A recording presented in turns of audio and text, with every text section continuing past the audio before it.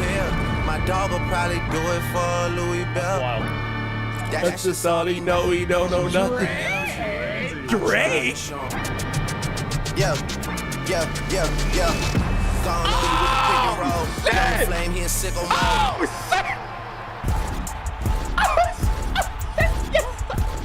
Made this here with all the ice on the board at the gate outside. No matter what direction you look in today, you'd be hard-pressed to not find some sort of social video game on the nearest screen.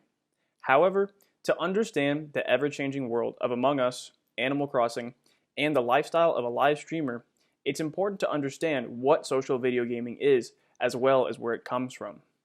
Where'd it go? Where is it? I don't know. Is it a 13? I don't know. Social video gaming could be described as a combination of two forms of entertainment: social gaming and video gaming. The former, social gaming, is a multiplayer, goal or experience-oriented form of entertainment that requires the participation of more than just one individual.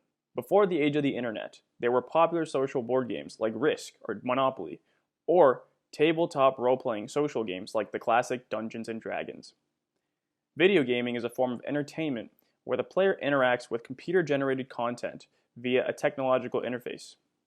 Just in the 21st century, video gaming has moved from limited memory capacity consoles to games fully played through virtual reality technology. Recently, advancements in the breadth and accessibility of video game technology has allowed for a true mix of the two to occur: social video gaming, a form of game-based entertainment where multiple players interact with a technological video interface to accomplish the same goal or compete against one another in-game.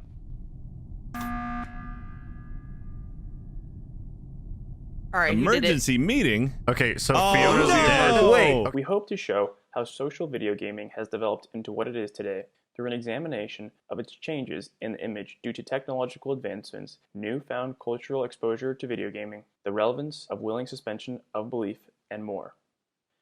As we know, there is no social video gaming without the advent of original social gaming, something that held an inherently different image than the other types of gaming do today. Image is a captured look or feel about an entity which projects a narrative about it. This narrative or image can be positive or negative.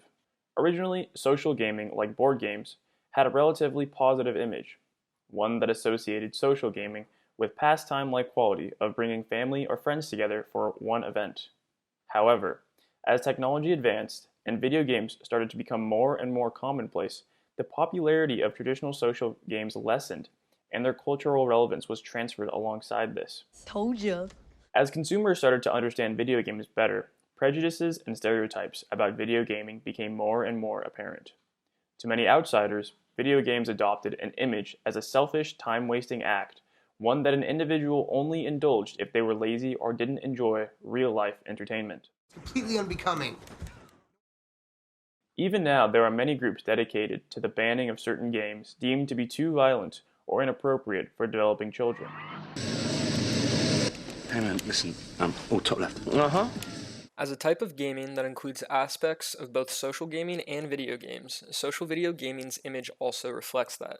Recently, as online gaming, and in particular streaming platforms, have become more widespread, the image of video gaming has turned to a more positive one.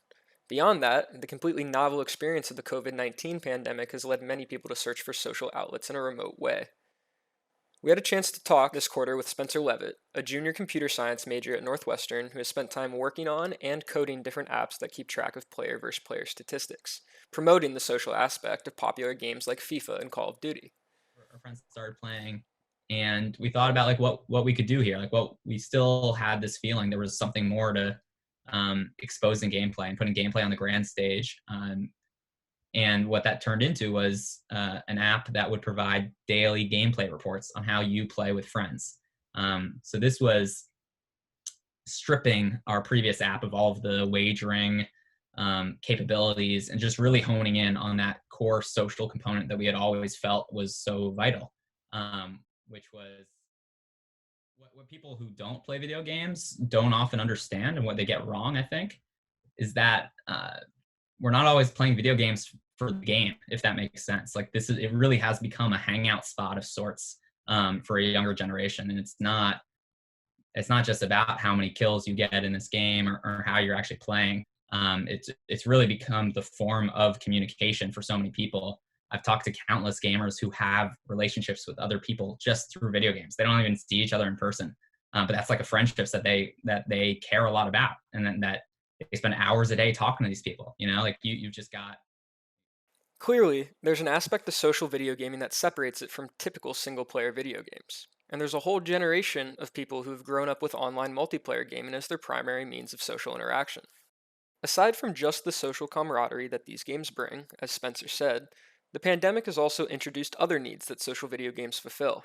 During a time of unprecedented disaster, more people than ever are also turning to a willing suspension of belief, something already inherent to social video gaming. Willing suspension of belief is the phenomenon of suspending your beliefs about reality, which allows you to immerse yourself in an environment which is effectively out of reach, otherworldly, magical, impossible. Take, for example, Nintendo's island getaway game, Animal Crossing: New Horizons, which was released on March 20th of 2020, coinciding directly with the start of the pandemic.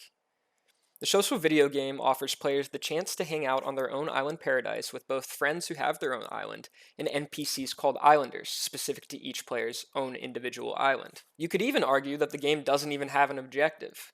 You mostly do favors for friends, pay off no-interest loans, and do the same ritualized behaviors every day.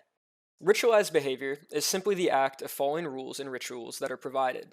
There's a feeling of safety and comfort in adhering to a set of restrictions. For example, every day in Animal Crossing, the player can mine rocks for gold and gems, shake trees for rare items, dig up fossils, and more, all of which can take over an hour of real time, and all of which are tasks that can be done again the next day. Obviously, Nintendo is onto something with the Island Paradise's suspension of belief and ritualized behavior. With over 31.8 million copies of Animal Crossing: New Horizons sold as of February 1st, 2021, it's Nintendo's most purchased game ever. However, Animal Crossing isn't the only place people have been escaping to during the pandemic. Many have been turning to live-streamed social video games on the streaming platform, Twitch. Launching publicly in 2011, the service was acquired by Amazon for $970 million.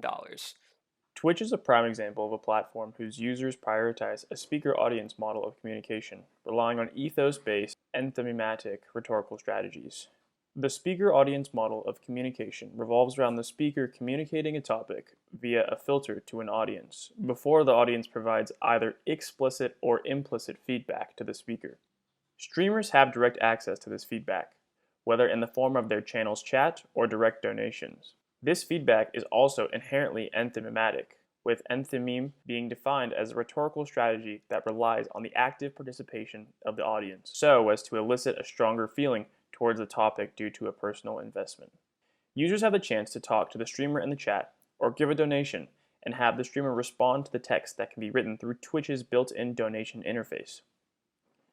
This direct involvement and communication with the streamer playing the game allows the audience to feel more involved and invested in what's happening.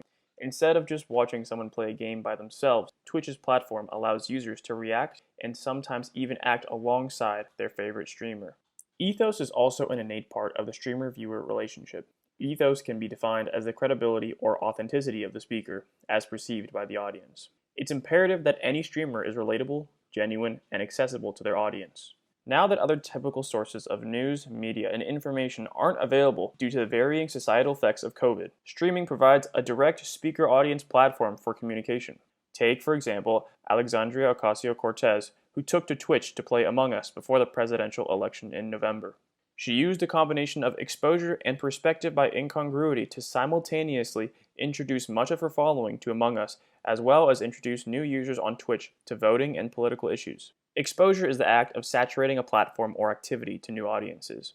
Among Us became much more popular in the weeks following AOC's livestream, since her platform allowed her to show so many people the game who may have otherwise never played it. Similarly, perspective by incongruity is the conjoining of two seemingly incompatible ideas or actions, achieving a new status or circumstance. By being one of the first major political figures to go live on Twitch, she meshed the world of live-streamed video game entertainment with the contemporary political landscape.